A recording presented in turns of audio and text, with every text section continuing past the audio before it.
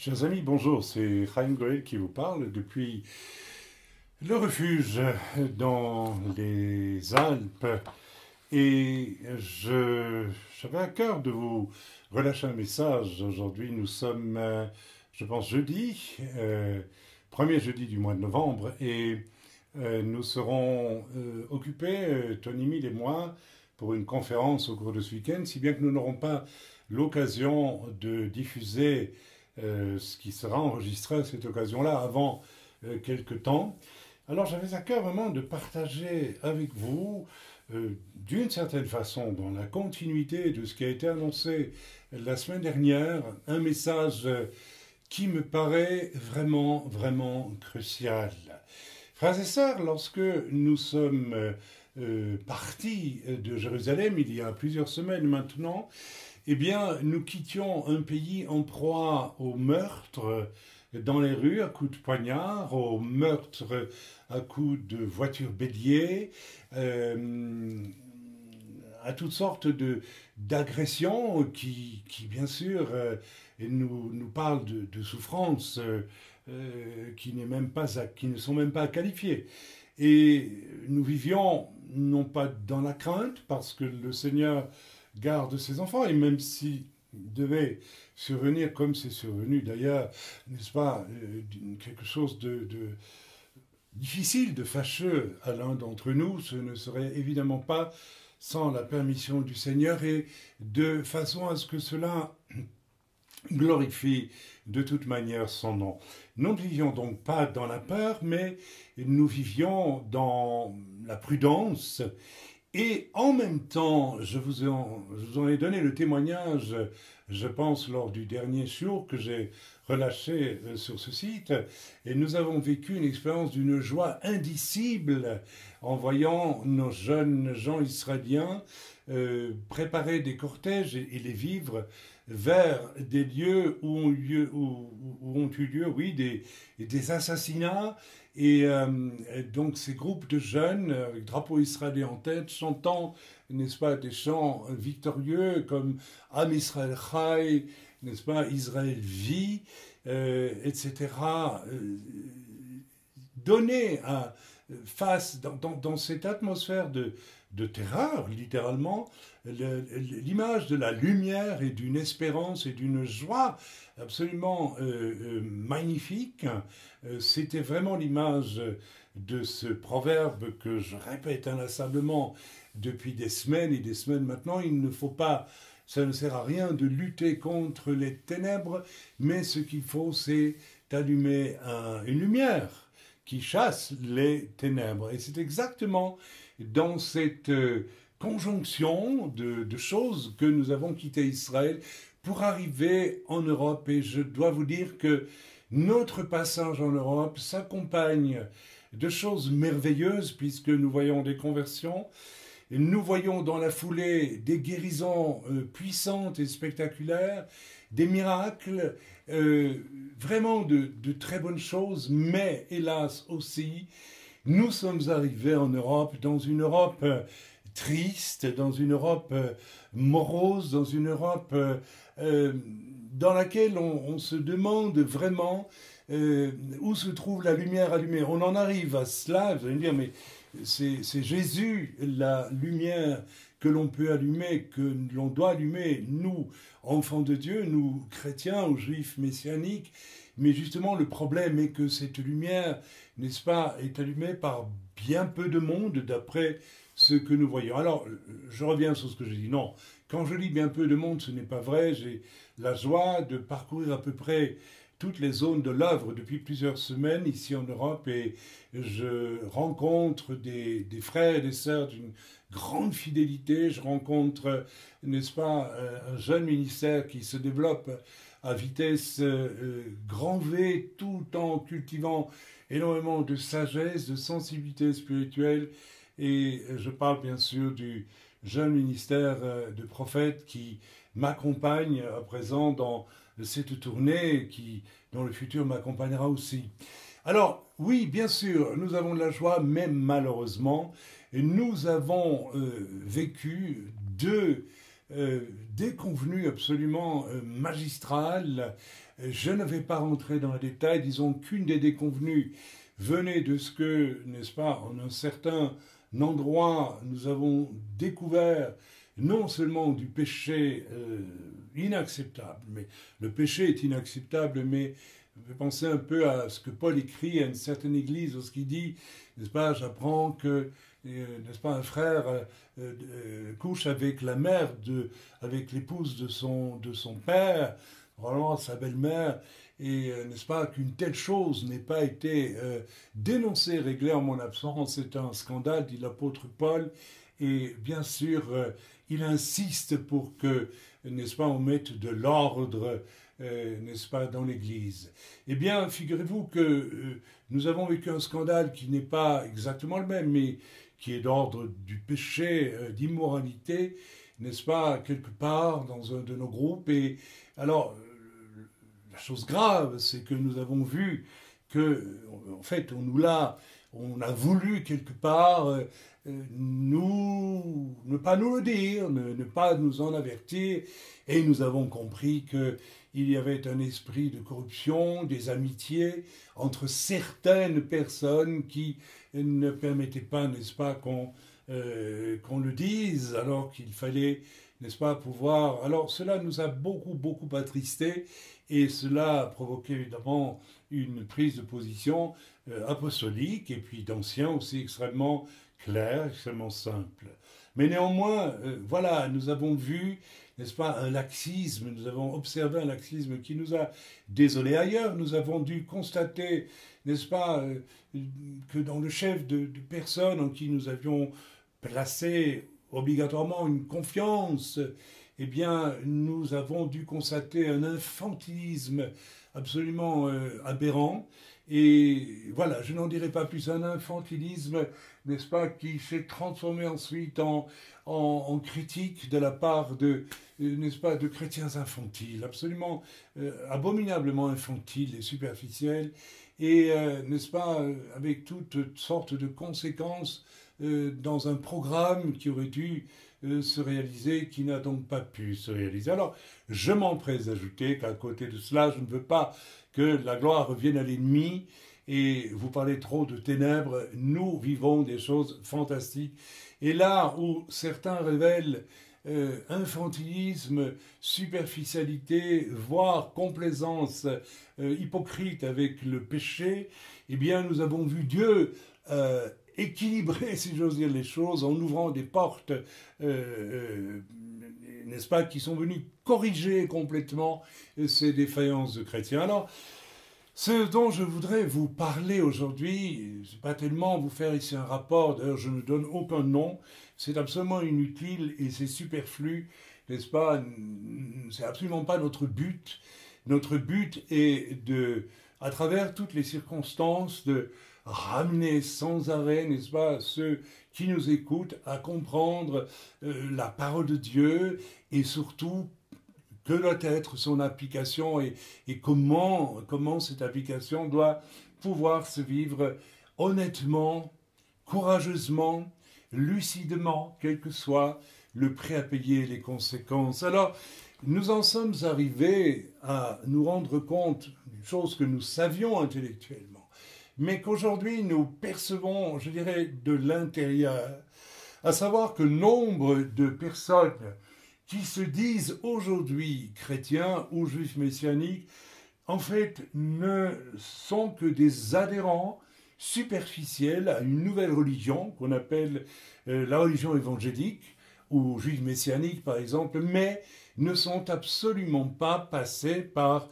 cette étape, n'est-ce pas, prodigieuse, cette étape tellement importante et qui m'a, moi, personnellement, amené à mettre sur le site, pour mémoire, la musique d'Amazing Grace, que avant ma conversion, alors que, avec mes amis poètes et tout, et c'était pas de la poésie, mais une perception ultra puissante, n'est-ce pas, je percevais dès avant ma conversion dans cette recherche effrénée de Dieu qui était au fond de moi-même, je percevais par exemple la présence d'anges, je savais qu'il y avait, n'est-ce pas, un monde angélique qui était en action.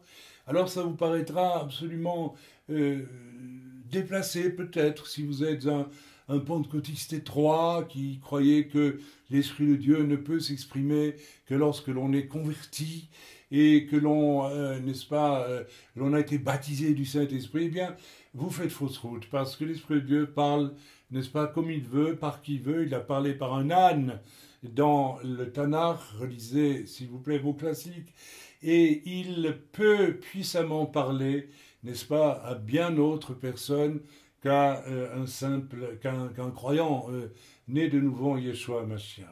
Donc, je vous parlais la semaine dernière, il y a quelque temps, j'ai placé sur le site ce fameux Amazing Grace, et vous avez lu mon témoignage, mais c'est vous dire que si ces choses étaient si puissantes avant ma conversion, c'est aussi vous dire à quel point, lorsque, n'est-ce pas, dans les semaines qui ont précédé, l'année qui a précédé ma rémission absolue, n'est-ce pas, et mon acceptation de Jésus comme mon sauveur, eh bien, je suis passé par cette étape terrible de l'intuition profonde, d'abord que j'allais en enfer et que j'avais un besoin non nommé peut-être, mais constant, quotidien, nuit et jour, d'être en réalité attiré vers une autre réalité que la seule réalité qui était celle de ma vie de pécheur. À savoir, il y avait tout mon être appelé le salut par Dieu en Yeshua Mashiach. Et frères et sœurs, je me rends compte aujourd'hui de plus en plus que nombre de croyants, je viens de vivre 2 expériences avec une personne qui est dans une de nos assemblées et qui nous posait, par son comportement, des questions.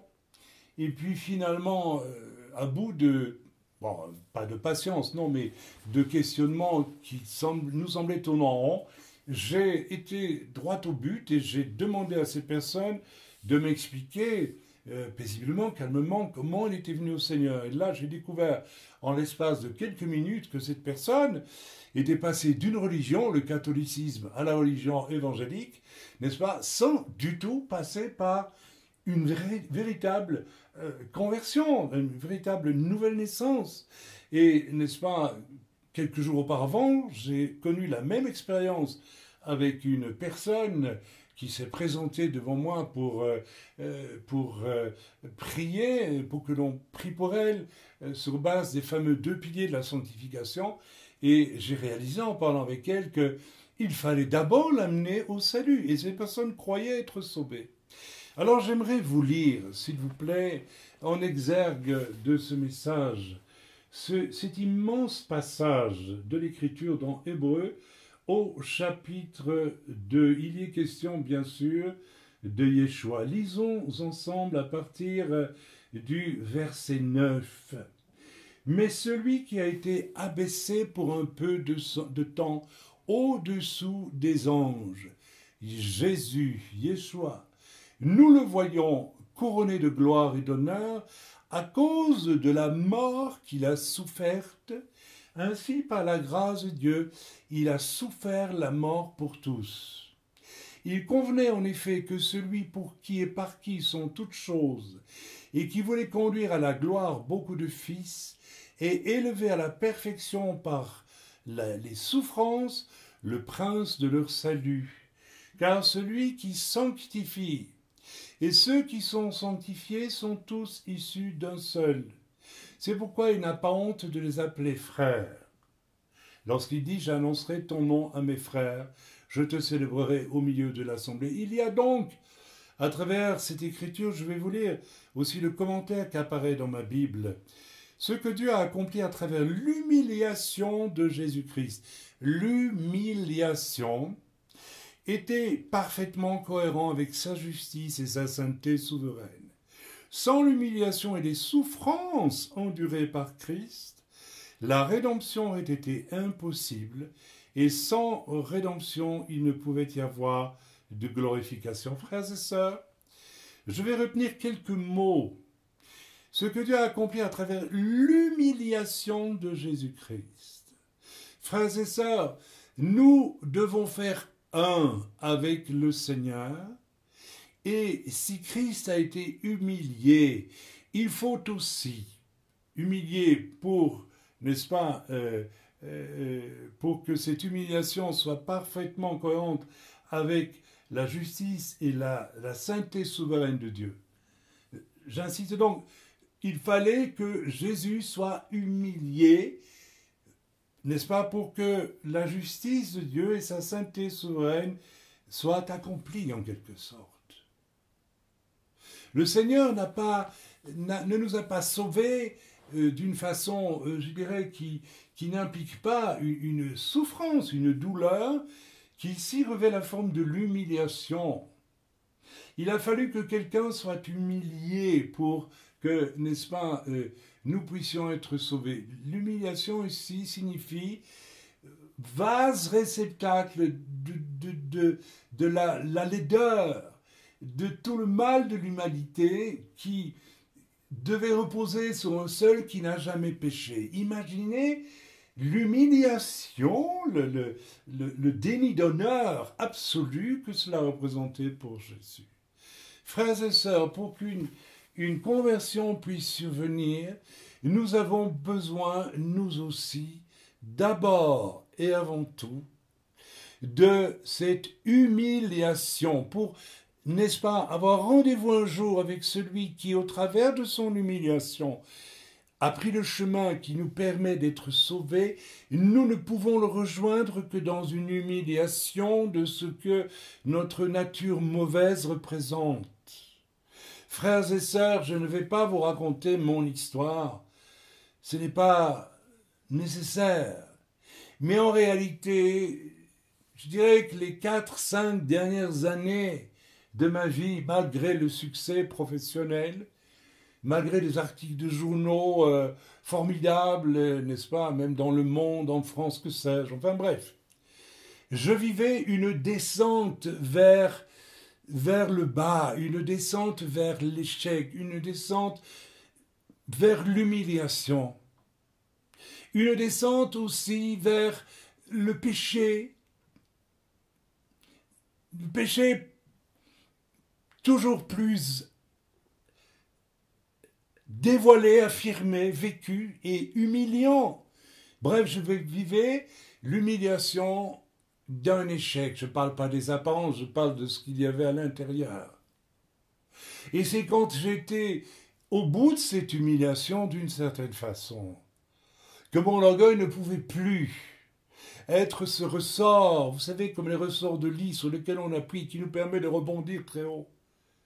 C'est-à-dire quand le ressort de mon orgueil a été cassé par l'humiliation de mon péché, par l'humiliation de mon échec profond, pas de mes échecs d'homme dans ceci ou dans cela, mais de l'échec profond, cette espèce de descente, oui, aux enfers en quelque sorte, de l'échec.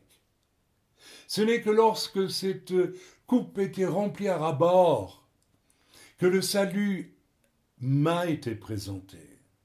Et frères et sœurs, je crois que beaucoup de chrétiens aujourd'hui ne connaissent pas du tout cette étape, ne vont pas au bout des choses dans leur humiliation, et n'ont donc pas, je vais aller loin dans ce que je veux dire, besoin d'un salut absolu, mais d'un salut relatif, qu'ils acceptent sans avoir la conscience la plus profonde de leur échec, la conscience la plus humiliante de leur échec.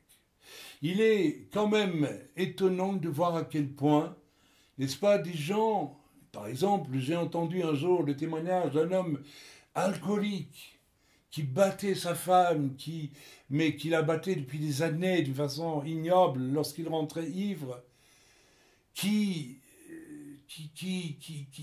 se déclara après sa conversion avec larmes de repentir pendant des semaines et des mois et des années même, avoir été le plus ignoble des individus. N'est-ce pas, quand un homme peut dire qu'il en est arrivé au plus bas de sa condition, le plus bas de son échec, et que plus une once d'orgueil ne peut n'est-ce pas, le faire rebondir en quelque sorte.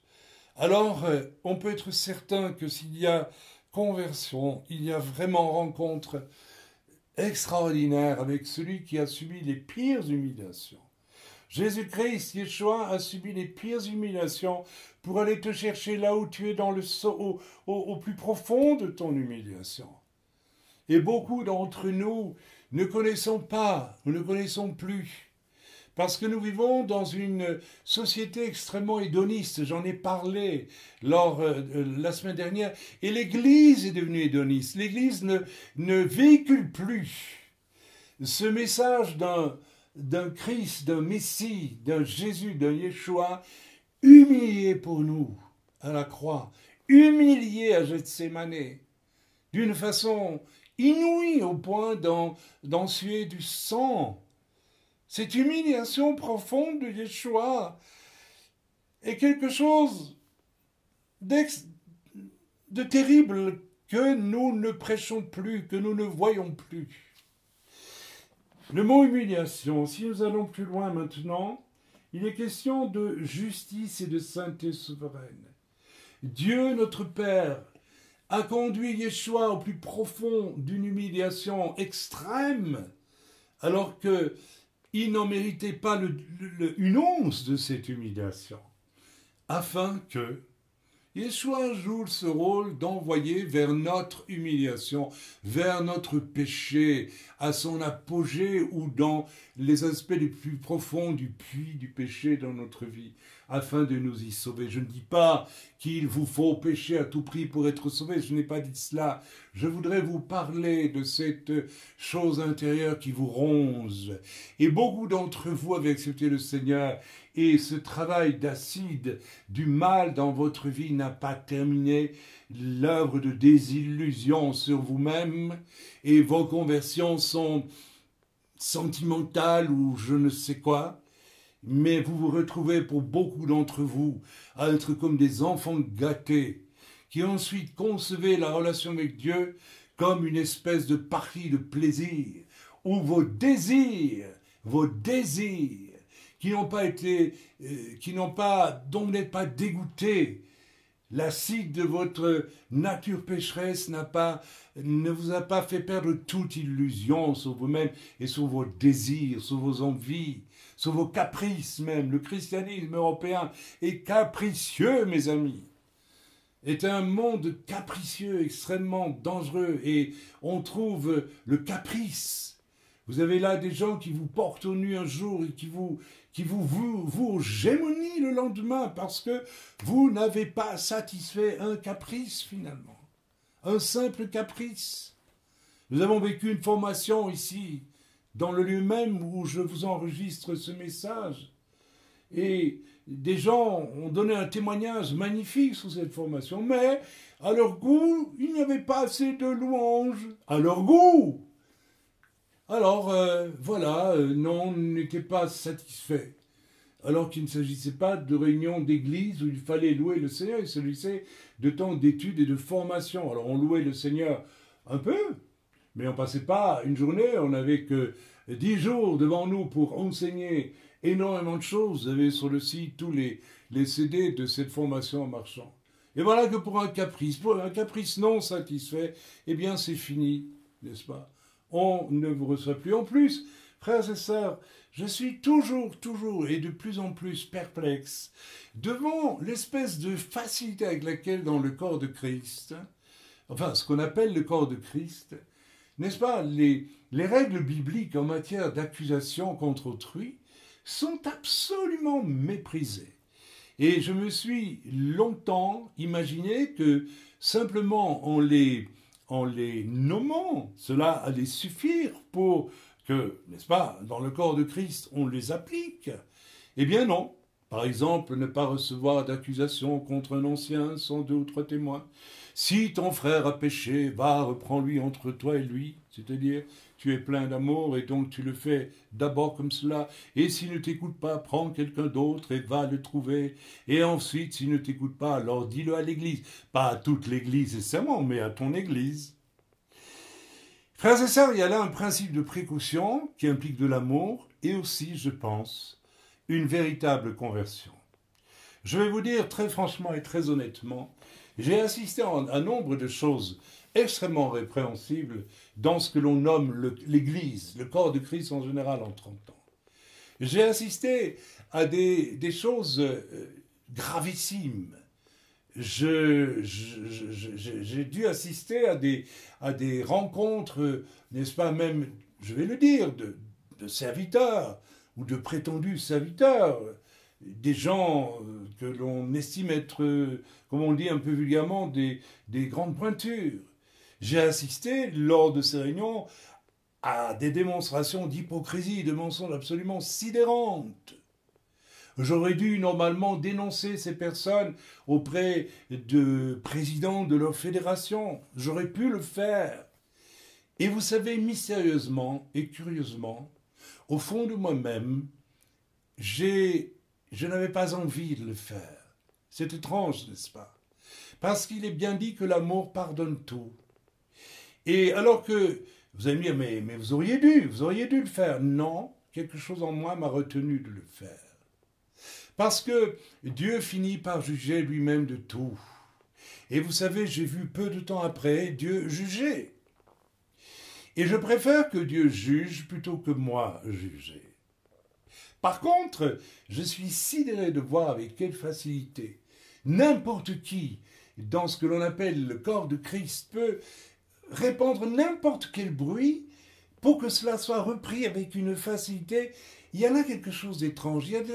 On dirait qu'il y a une absence de retenue, une absence d'amour finalement, complet, parce que ce sont parfois les bruits les plus extravagants qui circulent, et au détriment de l'action biblique. J'ai souvent dit, pour moi personnellement, puisque je me suis trouvé aussi être victime de rumeurs et de choses, n'est-ce pas, qui courent sur moi, comme j'en ai entendu courir sur bien d'autres personnes. Et lorsque j'en entends sur l'une ou l'autre personne, en général, monte en moi toujours ce désir de me taire, ce désir de ne pas propager, parce que d'une part, je ne suis pas témoin direct, parce que je ne vois pas pourquoi je porterai un jugement sur autrui, et du fait aussi que je suis appelé, de par mon ministère et en tant qu'ancien, à gérer le péché dans la sphère qui m'est propre et directe, c'est-à-dire celle de nos assemblées et de nos groupes, et non pas ailleurs. En tout cas, je bénis le Seigneur pour cette espèce de retenue profonde qui est là, au fond de mon cœur. Je n'ai pas de fausse humilité ni l'orgueil à le dire. Cette retenue à critiquer les gens qui ne sont pas dans ma sphère directe d'influence. En tout cas, les critiquer, c'est de toute façon une lâcheté, une hypocrisie, parce que s'il y a quelque chose à dire, eh bien, je vais trouver le frère ou la sœur et je le lui dis, et puis voilà. Généralement, cela suffit. On n'a même pas à prendre une deuxième personne pour aller la trouver. Alors, frères et sœurs, je pense que la racine du problème, eh bien, n'est-ce pas, est que beaucoup d'entre nous n'avons pas compris que, n'est-ce pas, c'est dans une humiliation la plus absolue que le Seigneur nous a rencontrés dans notre humiliation. Et frères et sœurs, lorsque l'on a été humilié en profondeur, avant de rencontrer celui qui nous a rejoints au travers de son humiliation dans notre humiliation, je me fais comprendre, j'espère, eh bien, quand on a vécu cette étape de grande humiliation pour soi-même, on a une idée, comment vais-je dire, complète de son échec. Et l'on n'a plus, au fond de soi-même, l'envie de juger, de critiquer et de parler mal d'autrui. Frères et sœurs, je dois le dire, j'ai rencontré en 30 ans la jalousie. J'ai rencontré cette maladie de jalousie qui fait que, eh bien, des personnes jalouses décident de vous détruire littéralement. J'ai été victime, jeune ministère, n'est-ce pas, d'une personne immorale, une femme que j'ai dû reprendre et qui, avant que je ne la reprenne, était venue dans une réunion publique que je tenais. J'avais prié pour elle et j'ai eu une parole pleine d'amour, mais néanmoins correctrice.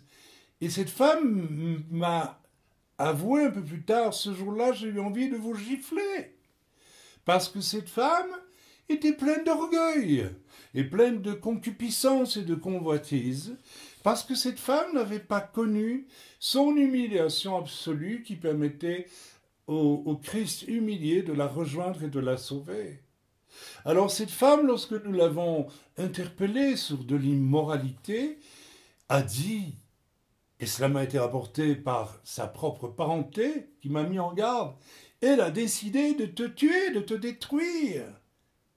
Frères et sœurs, nous avons dans l'Église des gens qui ne sont pas nés de nouveau et qui, se trouvant en face d'hommes et de femmes réellement nés de nouveau, et donc quelque part confrontés à Dieu lui-même, à travers le témoignage, ou la prédication, ou le travail d'ancien, ou de ministère, sauf si l'on n'ose pas dire la vérité aux gens, bien sûr.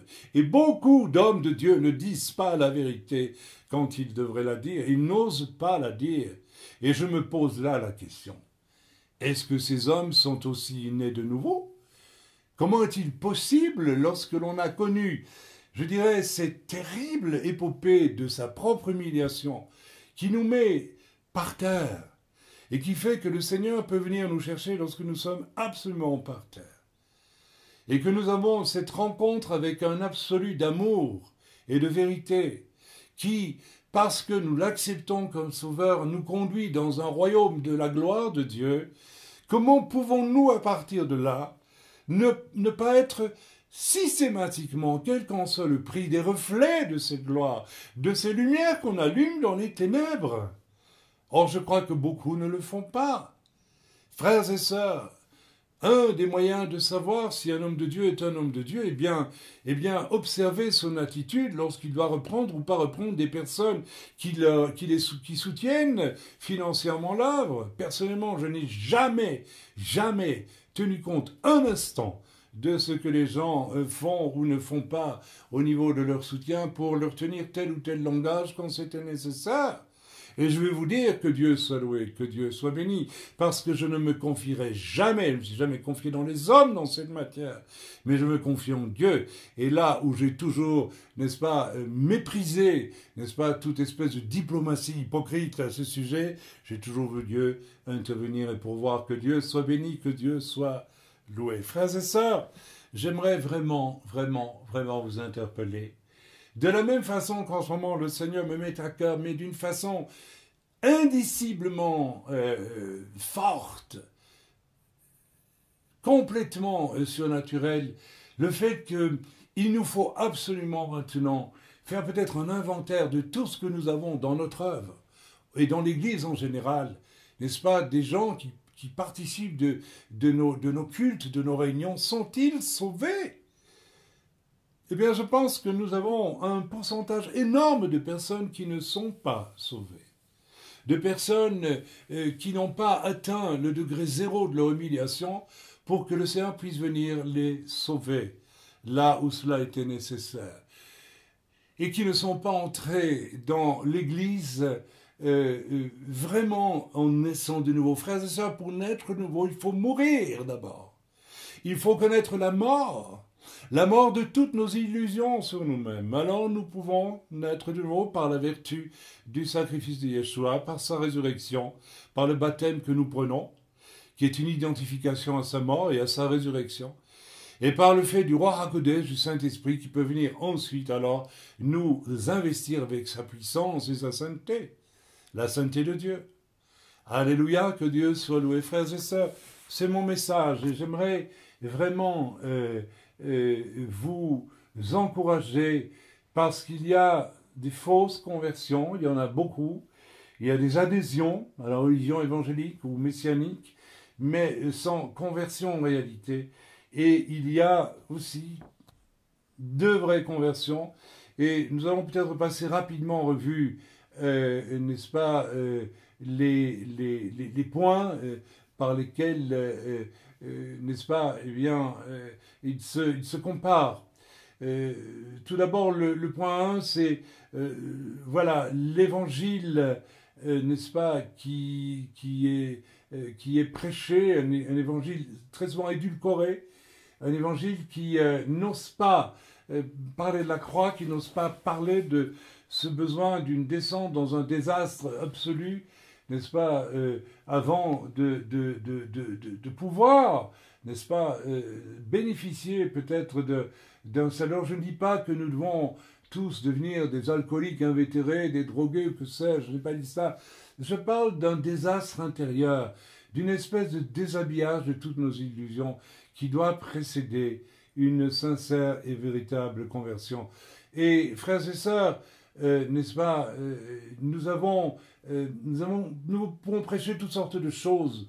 On prêche beaucoup dans l'Église aujourd'hui. Alors, je ne vais pas revenir dessus parce que c'est lassant.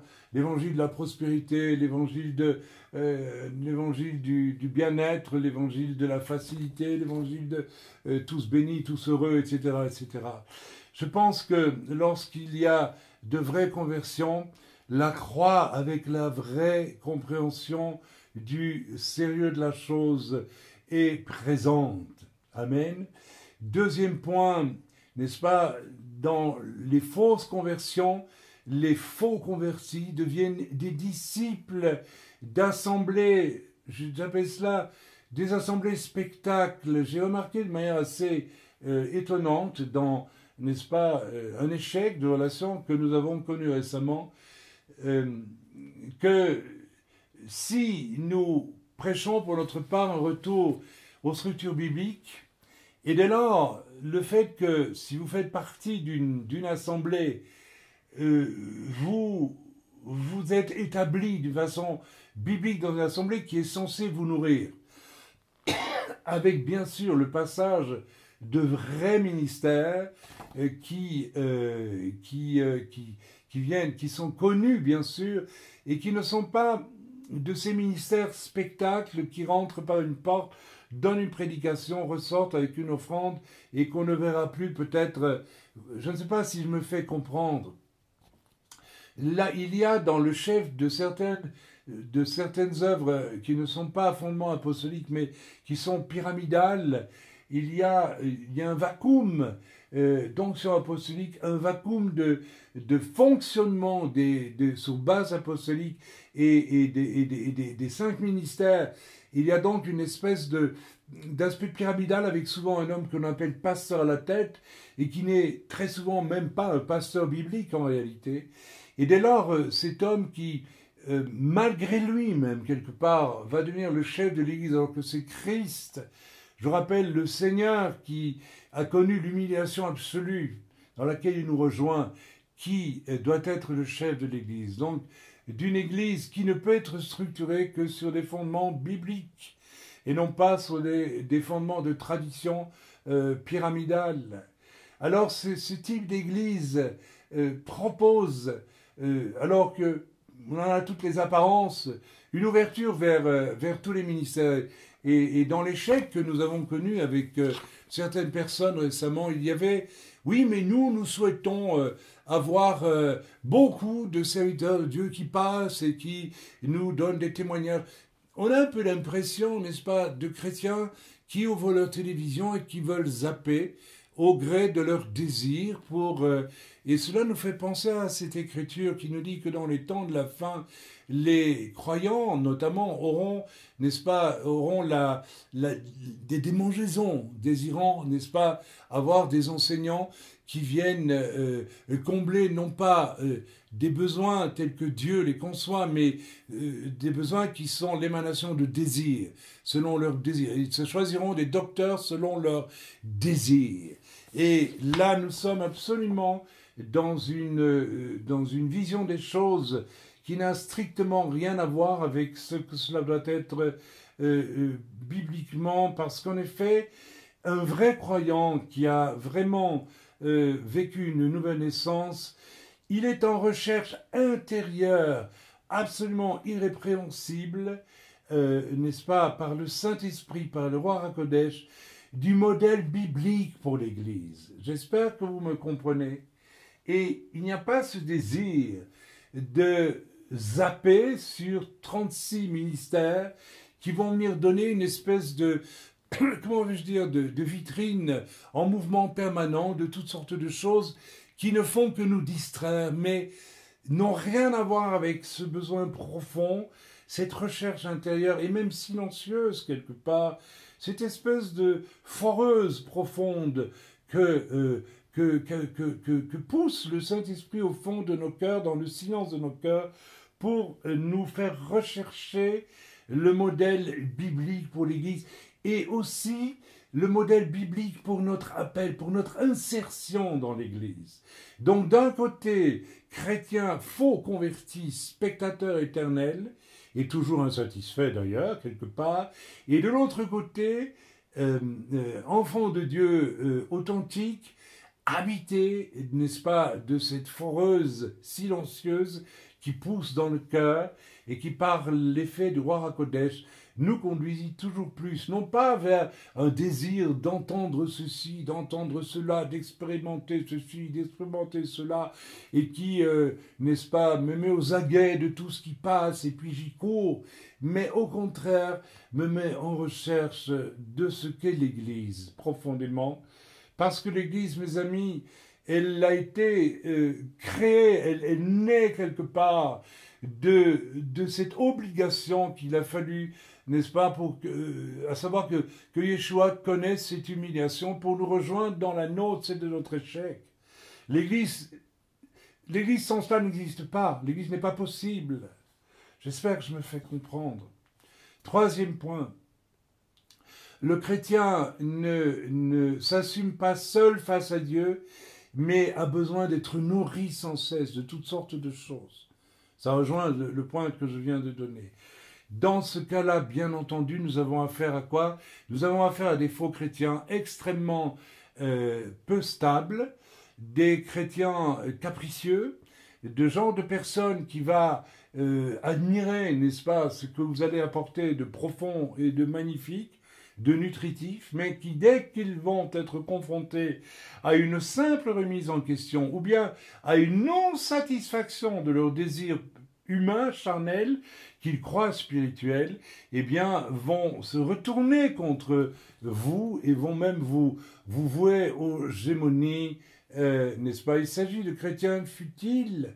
Ce ne sont pas des vrais chrétiens, de faux chrétiens qui sont donc futiles, extrêmement volatiles, infidèles. Ils n'ont d'ailleurs généralement pas de respect pour les serviteurs, donc ils n'ont pas de respect pour Dieu. Parce que montrez-moi comment vous traitez un serviteur véritable, bien sûr, son temps, et je saurai comment vous traitez Dieu. Ils n'ont pas de respect de ce qui est oint par Dieu. Ils n'ont en fait pas de respect pour Dieu, et ils ne le savent même pas. Ils ne sont pas habités de cette crainte de déplaire à Dieu, cette crainte de déplaire, qui, dans le cœur de celui qui a connu l'humiliation au maximum, sait très bien que de lui-même, il ne peut produire que de l'échec. Et il sait très bien, cet homme-là ou cette femme-là, ce qu'il doit à celui qui l'a rejoint dans son humiliation, de par sa propre humiliation.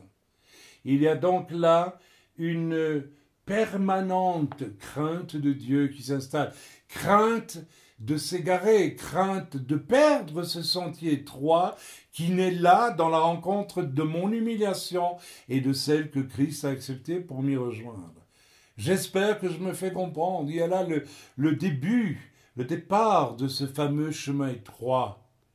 Fort du fait que je connais fondamentalement que je suis dans l'échec par nature et que j'ai pu mettre enfin le pied sur un chemin où j'ai été rejoint dans mon échec, afin de marcher sur un chemin de vérité, de justice et de gloire qui glorifie le Dieu Tout-Puissant et strictement rien dans ma vie, puisque je sais que je suis en échec à un moment donné d'une façon évidente dans ma vie. J'espère que je me fais comprendre. Il n'y a donc pas dans le cœur des personnes qui n'ont pas connu ce premier pas mis sur le chemin étroit, humiliation personnelle rejointe par l'humiliation de Dieu, départ du chemin étroit. Il y a donc absence de la crainte de Dieu, de cette retenue silencieuse intérieure. Vous savez, je comparerais peut-être cela à un homme que j'ai connu il y a tant d'années, après un réveil que j'ai vécu n'est-ce pas, dans le sud de la France. Et on m'a présenté un homme qui avait été un grand bandit, qui avait fait de la prison. Et lorsque je le voyais, je ne pouvais absolument pas deviner cela. Et j'ai joué aux boules avec lui, il y a 30 ans, non loin d'ici. Et un jour, on m'a dit, tu sais qui est cet homme? C'est un ancien criminel. Cet homme a tué. C'était un homme du milieu, de Marseillais. Il avait assassiné. Et quand vous le voyiez, vous ne pouviez pas le voir. Pourquoi? Parce qu'il y avait chez lui il avait eu chez lui une prise de conscience de son échec absolu. Vous allez me dire, oui, mais il a tué. Mais vous savez qu'il y a beaucoup de gens qui tuent aujourd'hui par la langue et qui n'ont absolument pas conscience de faire le mal. Mais cet homme avait été rejoint par Christ dans son humiliation. Et du coup, on ne pouvait plus. Il y avait une crainte chez lui de Dieu. Il y avait une humilité, il y avait une prudence, un respect de Dieu et aussi des hommes de Dieu lorsqu'il en rencontrait, qui était évident. On ne pouvait plus voir qui il avait été avant sa conversion. Ça, c'est extrêmement... Alors, chez cet homme, il n'y avait évidemment aucune futilité, aucune superficialité, aucune susceptibilité, n'est-ce pas, aucun enfantillage. J'en termine. Le silence intérieur et la sainte crainte de Dieu, n'est-ce pas, sont à l'œuvre quand la croix est passée dans la vie, dans notre vie.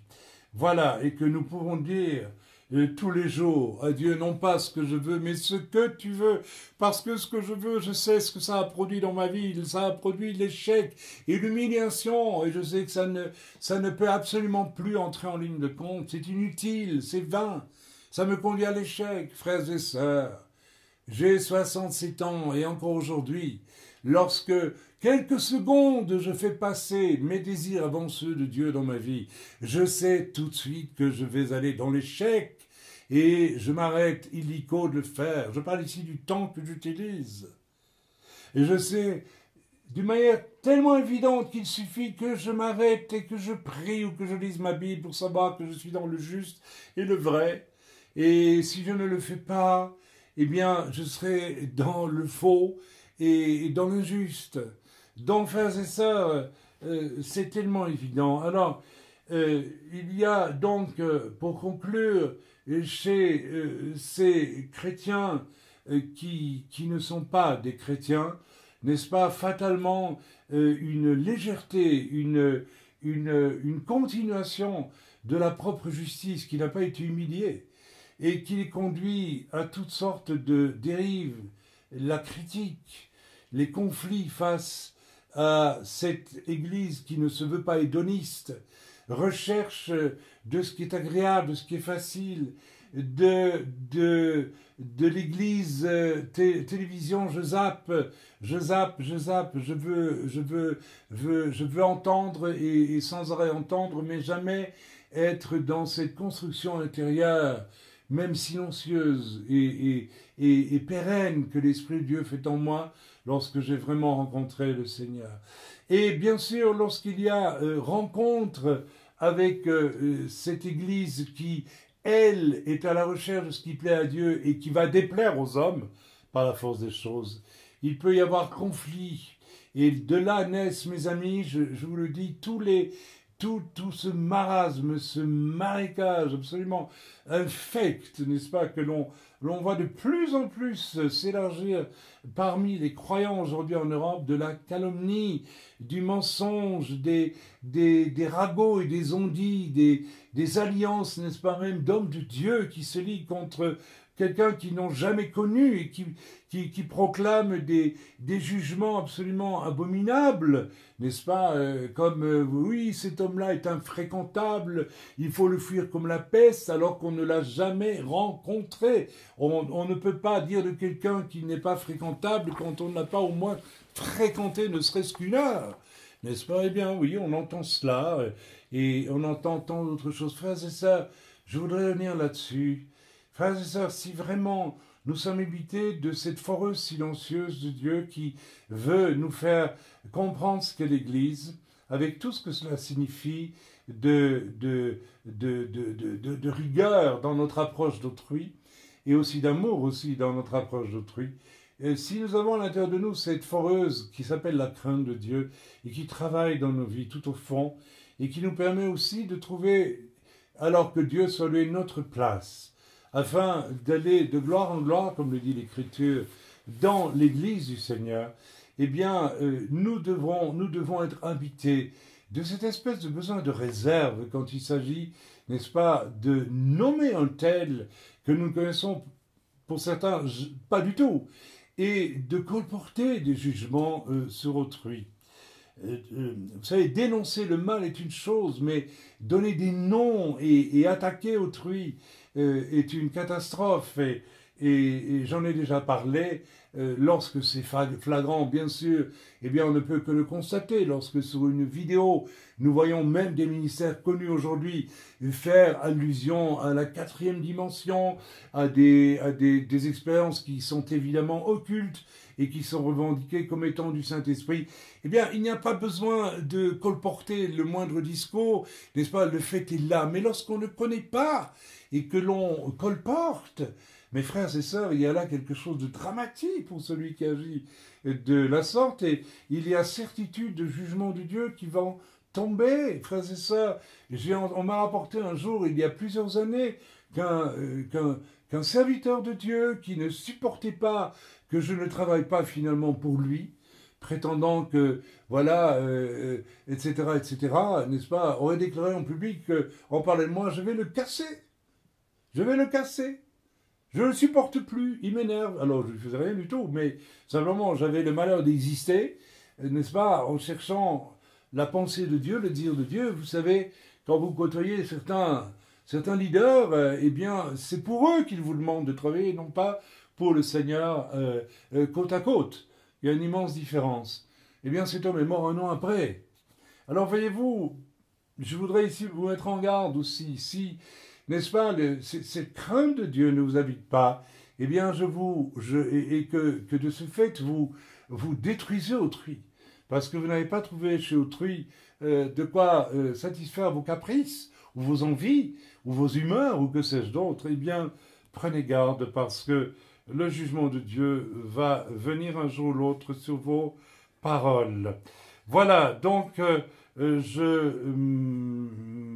j'en reste là, avec ce chiot, ce cours que je vous donne aujourd'hui.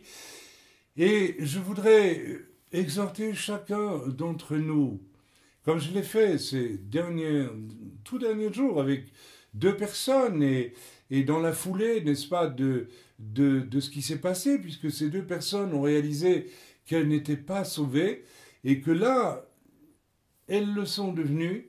Et dans un des 2 cas, il y a eu dans la foulée immédiatement, on vient de me le communiquer, des guérisons miraculeuses, des conversions miraculeuses avec des personnes qui demandent le baptême dans la foulée de la conversion. Donc, en l'espace d'une semaine et demie, n'est-ce pas, eh bien, 2 inconnus qui se présentent devant moi et pour, n'est-ce pas, que l'on prie pour, n'est-ce pas, par rapport aux fameux 2 piliers de la sanctification. Une des 2 personnes, visiblement, n'est pas sauvée, je l'amène au salut. Eh bien, la personne rentre chez elle, un de ses enfants, touché par quelque chose de l'onction de Dieu étant sur, n'est-ce pas, l'un des 2 parents enfin convertis, alors que l'autre l'était, se convertit dans la foulée, n'est-ce pas, une personne est guérie d'une maladie grave dans la foulée, et parce que nous avons prié pour elle aussi, eh bien, l'enfant est guéri aussi, et l'enfant demande le baptême. Frères et sœurs, lorsque de vraies conversions interviennent, il y a des fruits immédiats, il y a des fruits positifs. Il n'y a qu'à laisser les choses presque aller d'elles-mêmes. Alors, frères et sœurs, est-ce que vous êtes capables de vous poser la question, quels sont les fruits dans ma vie depuis que j'ai, entre guillemets, accepté Jésus comme mon sauveur? Y a-t-il des fruits? Y a-t-il eu des fruits? Ou bien n'y a-t-il aucun fruit, peut-être? Alors, il faut vous poser des questions. Peut-être que l'échec profond de votre existence, avec l'humiliation que cela importe, n'a peut-être pas encore eu lieu. Et peut-être que le Seigneur n'a pas pu vous rejoindre dans votre humiliation pour vous sauver, pour vous faire mettre le premier pas sur le chemin étroit que vous êtes censé parcourir avec prudence, avec crainte. Alors peut-être qu'aujourd'hui, c'est le jour de votre grande humiliation, parce que de découvrir peut-être que vous avez vécu croyant être sauvé, que vous ne l'êtes pas, que vous vous êtes illusionné vous-même, que vous avez fait du mal à l'Église, que vous avez calomnié, que vous avez critiqué, que vous avez cherché le mal chez autrui sans avoir absolument le mal chez vous, là où il se trouve, eh bien, au point d'en être aveuglé, peut-être est-ce le jour où enfin vous prenez conscience de votre échec, de votre humiliation. Peut-être est-ce le jour où votre humiliation est en fait arrivée à son comble et où le Seigneur peut enfin vous rejoindre à travers son humiliation à Gethsémanée, à la croix, et vous conduire sur un chemin de vraie, véritable nouvelle naissance. Je vous invite simplement, là où vous vous trouvez, si vous voulez confesser au Seigneur votre échec, avez-vous un jour vraiment confessé avec larmes? Est-ce que du fond du cœur vous avez pris conscience de la ruine de votre existence? Que tout était vain, que quoi que vous fassiez, bonne ou mauvaise œuvre, tout est vain, tout est inutile, ne sert à rien, votre vie est sans aucune valeur. Avez-vous un jour pris conscience de cela? Avez-vous honte au fond de vous-même de ce que vous avez vécu profondément? Même, vous savez, chaque fois que je témoigne, le diable vient toujours à l'oreille me dire « Oui, mais tu n'as ni tué, ni fumé de drogue, ni fait rien de très très grave. » Eh bien pourtant, frères et sœurs, une année avant ma conversion, je vais vous le dire, je savais que j'allais en enfer. J'en avais donc fait assez que pour être rejeté par Dieu définitivement. Frères et sœurs, nous avons besoin d'atterrir sur cette plage d'humiliation profonde. Ici, c'est le cas.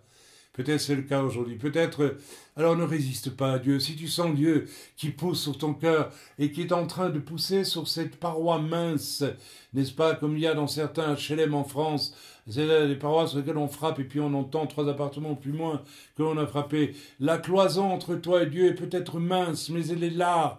C'est la cloison de ton orgueil, c'est la cloison de l'échec que tu n'as pas encore connu. Cette cloison est mince. Et dans l'Écriture, il dit, moi et mon Père, nous nous tenons à la porte et nous frappons. Le Seigneur, n'est-ce pas, frappe à la cloison mince de ta vie, celle qui est si mince que tu crois que rien ne te sépare de Dieu, et tu en es pourtant séparé. Et le Seigneur frappe de l'index, replié sur cette cloison, et te dit, écoute ce que je suis en train de te dire. Tu as besoin de t'agenouiller, de me confesser vraiment, vraiment, vraiment ton humiliation, ton échec, parce que je veux venir te rejoindre. Et c'est là que je veux te sauver. À ce moment-là, crie à moi et demande-moi de te sauver. Accepte-moi là comme ton sauveur. Accepte-moi là comme ton Seigneur. Demande-moi de te sauver, et je vais te sauver. Voilà, je termine ce séjour d'aujourd'hui, jeudi 5 novembre, et qui remplace le message Shabbat que je ne pourrais pas vous donner ce Shabbat. Frères et sœurs, soyez bénis, soyez vraiment bénis, dans le nom de Yeshua Mashiach. Amen.